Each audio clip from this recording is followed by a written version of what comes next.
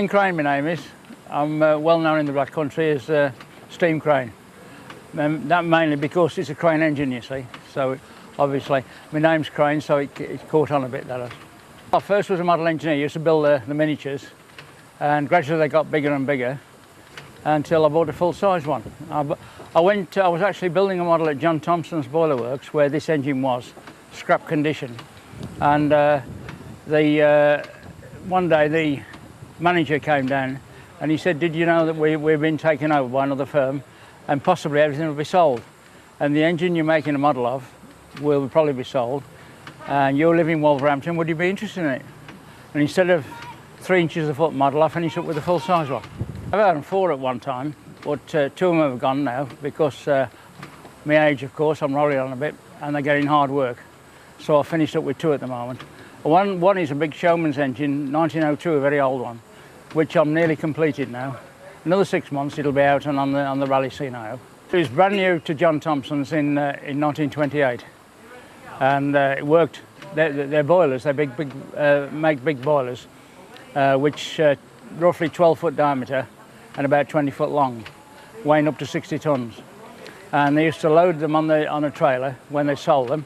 This engine would take them anywhere in England with a gang of men, install the boiler, and then come back home after a fortnight, 3 weeks, something like that. Well, we've done 100 miles in a day, but only with a trailer with coal on and a caravan, that's all. But I have done 100 miles in a day on it. In modern traffic, it's not easy. It's a batch pumping station down at Womborne.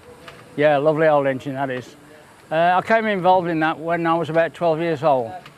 The Wolverhampton Model Engineering Club at Womborne, we got the field there behind the Mount Pleasant Inn, and we built our first railway. And I used to cycle down there in the days.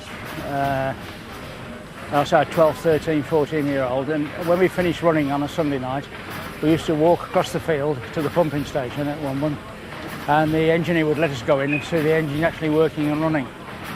And I became involved later on. I was coming home one night past the building, and I could see them throwing all the bits out they were dismantling. And I wrote to Severn Trent and said, what a shame. They're beautiful engines like they were, unique in the Midlands, and they ought to be preserved.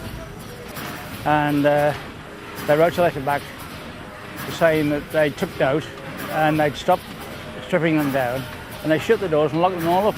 And that was that. Another 20-odd years went by, and they were privatised, Severn Trent, in 1990. And below me I had a letter come, and they said they'd picked my letter out in the file, and they were going to have to do something with the building because the heritage obviously control them as far as vintage or old buildings go. And would they get something done with the engines? And they got in touch with me, wrote the letter, as I say. The next following Sunday I was in there with the keys given to me, and get on with it and see if you can do something with the engines.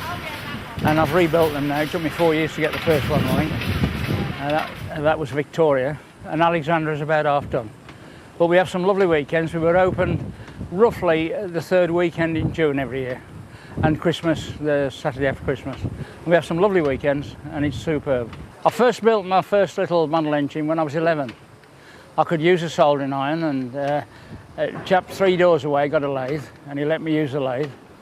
And that's when I first started. Actually, steaming an engine was my Uncle Scotty.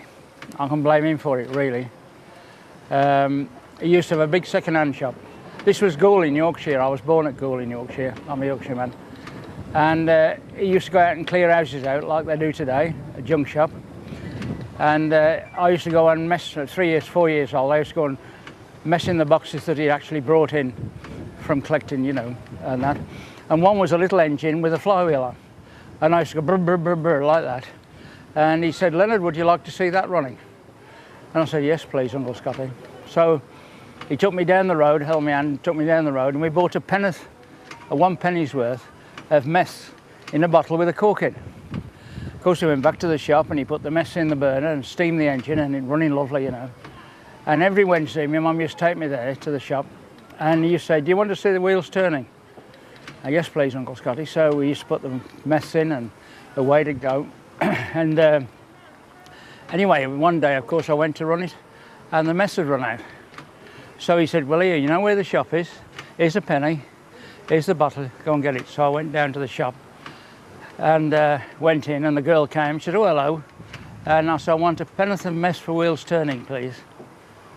And that's it. That's mainly the story, why I've always messed now with wheels turning like this, the pumping station. And I used to race bikes as well a bit as well. It's all to do with cogs and wheels, right from that day of wheels turning. And if ever I did write a book, which I've started, that'll be the title, Penn'orth of Mess for Wheels Turning.